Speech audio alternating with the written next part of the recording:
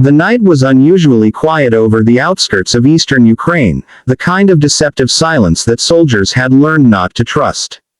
At a forward operating post near the fringes of Donetsk, the Ukrainian drone operator Alexei sat hunched over his control screen, the faint glow illuminating the sharp lines of fatigue etched across his face.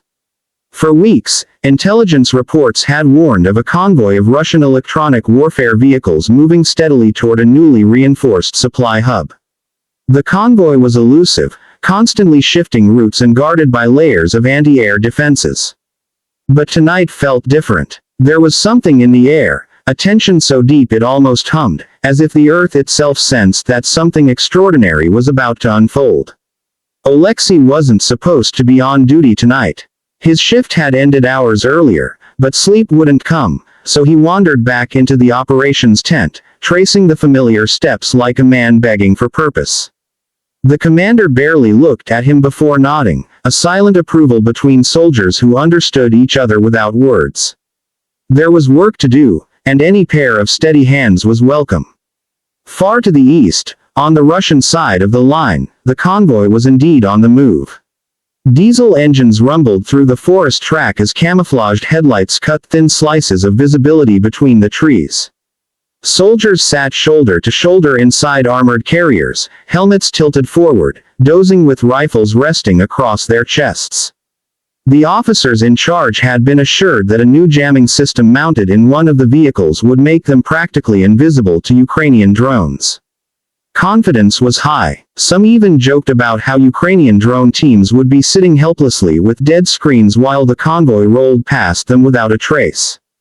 But like so many assumptions made throughout this war, tonight's confidence would shatter. Back at the Ukrainian post, a sudden spike of movement appeared on Alexei's screen. A cluster of heat signatures, faint but real, emerged from the trees. He zoomed in slowly, adjusting the drone's altitude, letting the onboard AI enhance the blurry shapes with edge detection. The shapes refined into trucks, armored vehicles, and something else, a large unit emitting irregular waves of electromagnetic interference.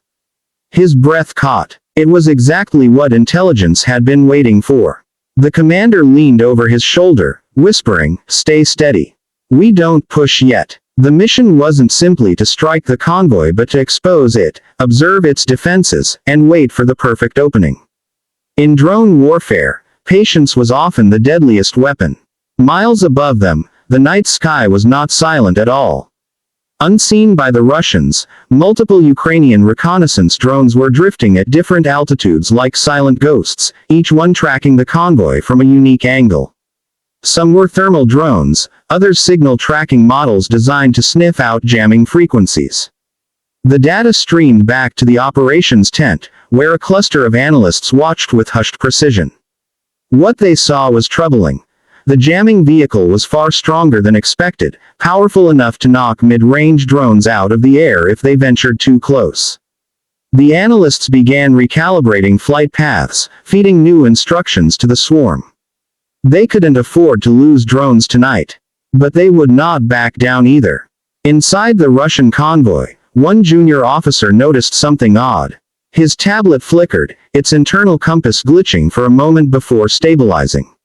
He frowned at the screen but said nothing. Perhaps it was nothing. Just static from the forest, he assured himself. But above them, the Ukrainian drones had just danced around a burst of jamming. And the Russians were unknowingly revealing their exact electronic signature. Alexei knew they had only one chance to pierce the interference. With trembling fingers, he cued a specialized micro-drone, something small, agile, almost insect-like, designed specifically to slip under radar shadows.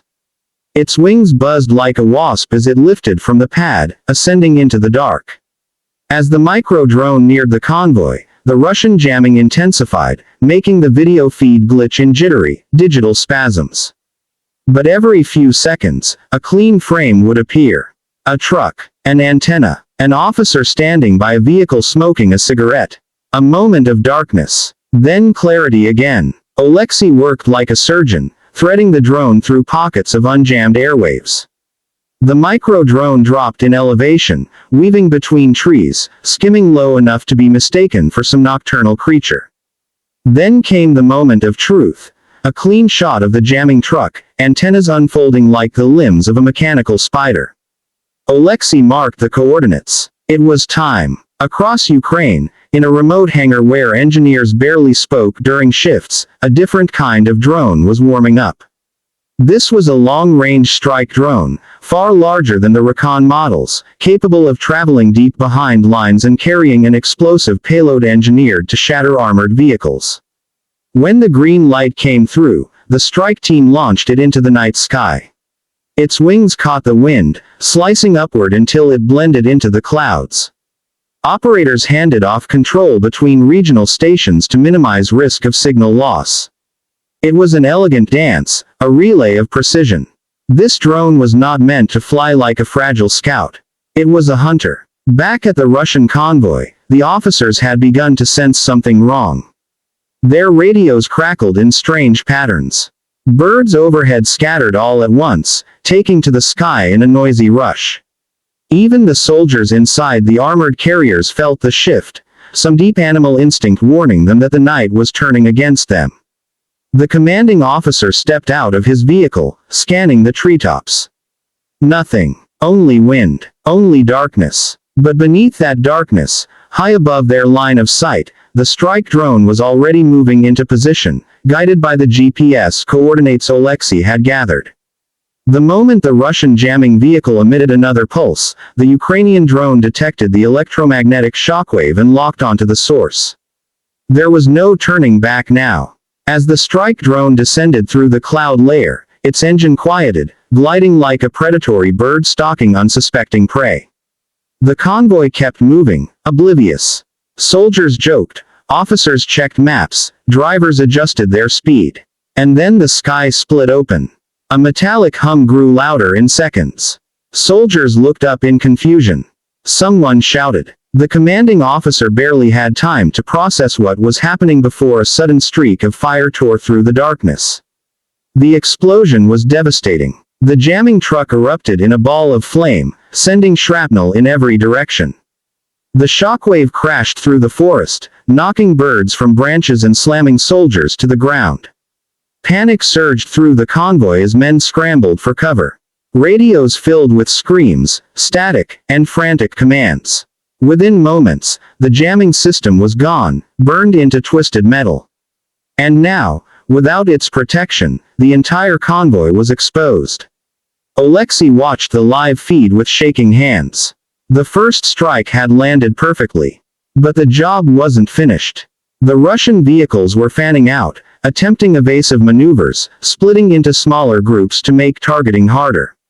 Smoke grenades popped across the roadway, trying to obscure thermal visibility. But the Ukrainian drones above were already adjusting, switching to heat tracking mode. New targets appeared like glowing silhouettes on the screen. Another strike drone was launched. Then another. A swarm approach, multiple drones converging from different directions, overwhelming any remaining defenses. The Russians attempted to fire anti-air missiles, but the drones were too small, too fast, too erratic in their movements. One missile flew harmlessly into the sky. Another exploded prematurely when a drone purposely lured it into misfire. The convoy's formation was collapsing. The second Ukrainian strike drone found a supply truck carrying ammunition. Its impact was catastrophic. The truck detonated in a rolling burst of fire that lit up the forest like a sudden sunrise. Flames reflected off the broken glass of nearby vehicles. Soldiers fled into the trees. Radios fell silent, overwhelmed by chaos. The Russian commanding officer tried to reorganize his men, but the drones above were relentless. Not out of cruelty, but out of tactical discipline. A mission was underway, and nothing short of completion would stop it. Throughout Ukraine, drone operators in dispersed bunkers monitored the attack. Each team oversaw a different unit. Each operator felt the same mix of exhaustion, adrenaline, and something else. A sense that drone warfare was reshaping the battlefield in ways no one could have predicted a decade earlier. These machines were no longer mere tools. They were eyes, ears, and sometimes the very claws of the fight. As the night deepened, the final Russian vehicles abandoned their route, turning back toward safer territory. The mission was considered complete. The convoy destroyed, the jamming system neutralized, and a critical supply chain broken. Alexei leaned back in his seat, letting out a breath he didn't realize he'd been holding. The room erupted in quiet celebration, not loud, not joyful, but relieved, a weary acknowledgement that their work had made a difference. Yet, amid the subdued victory, Alexei felt a strange tug in his chest. War was changing, becoming a conflict dominated by machines and screens, where battles were fought between blinking coordinates instead of face-to-face. But behind every drone was a human, and behind every target, another human. The technology might be evolving, but the cost remained painfully old. Several hours later, as dawn crept across the horizon, Alexei stepped outside the operations tent. The cold morning breeze touched his face. Birds called from the distance, unaware of the destruction that had unfolded in the forest miles away. The war would continue, he knew. The drones would keep flying, the convoys would keep moving, and soldiers like him would keep searching for purpose in the glow of screens. But tonight had shown something undeniable. The battlefield belonged to those who could see the unseen, strike from shadows, and adapt faster than the enemy could blink. Ukraine's drone teams had done exactly that. And somewhere deep within Russia's retreating lines, the surviving soldiers whispered among themselves, shaken by the experience. They had always known drones were dangerous. But tonight, they had seen something different: precision, coordination, and an almost ghost-like intelligence guiding the machines that hunted them. Some called it impossible, others called it terrifying. But one thing echoed through every retelling: they never saw the drones until it was too late. As the sun rose over eastern Ukraine, painting the battered fields in gold, the operators prepared for another day. They knew more convoys would come. More jamming trucks. More attempts to slip through unnoticed. But they also knew something else. The war had entered a new phase, one where the side that mastered the sky, no matter how small or improvised the aircraft, held the advantage. Tonight, Ukraine had held that advantage. And tomorrow, they would try to hold it again. Hours turned into another tense evening. Reports flowed in of Russian units regrouping farther east, trying to rebuild their communications network. This time, however, they were taking no chances. Heavier anti-drone systems were deployed, and new patrols were organized to sweep the skies. The Russians were learning, adapting, evolving. But so were the Ukrainians.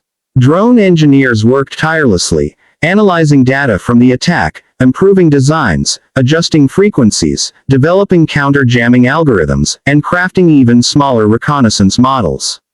Alexei returned to his station at dusk.